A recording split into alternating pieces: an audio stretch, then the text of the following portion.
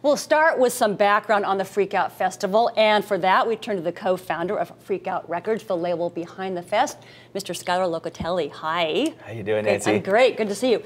Now, first of all, the Freakout Festival, it's 5 years old. Yep. The label is 2 years old. Now that seems a little backwards, so the label came out of the fest. How did that work? Yeah, for sure. So my partner on the record label, Guy Keltner, founded the psychedelic holiday Freakout. That's what the original name. That's what we used to call it, Okay. yeah. And that was 5 years ago.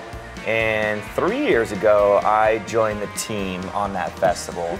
And we just really worked really well after that year, and we decided to create Freakout Records, which we use the name Freakout from the original festival name. Gotcha. And what's the philosophy behind Freakout Records? Yeah, we're all about emerging talent. We've been very, very local with all the releases that we've worked with artists who are, in the Pacific Northwest.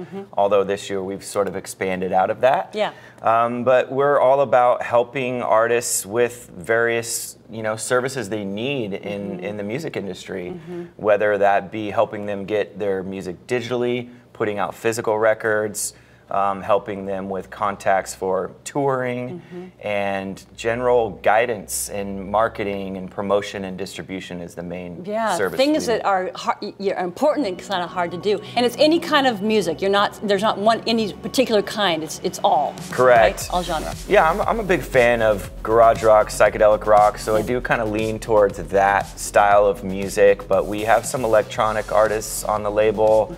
I'd certainly bring on a hip hop artist as well. I don't have any right now, but yeah, so we're open to all kinds of music. That's great.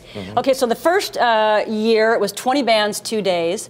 Let's fast forward to 2017. I know it's still 2 days, but it's a whole lot bigger, right? What, 40 artists? 34 bands? 6 locations.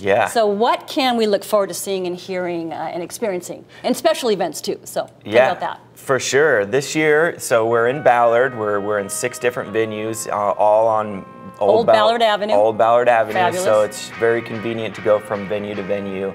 It's a very hyper-regional festival. So we have a lot of bands from Seattle, bands from Portland, some bands from Boise, a band from Vancouver. And again, a mixed genre, a lot of rock, but also some of Seattle's best emerging hip hop artists like Porter Ray, Stas the Boss, Just Moni. Excellent. And there's also like some DJ sets and some visual artist things going on as well? Absolutely. I'm all about curating a full experience. I want you to walk into the venue and immediately engage in programming. So we have DJs at every single venue that are kicking off and then playing in between the bands.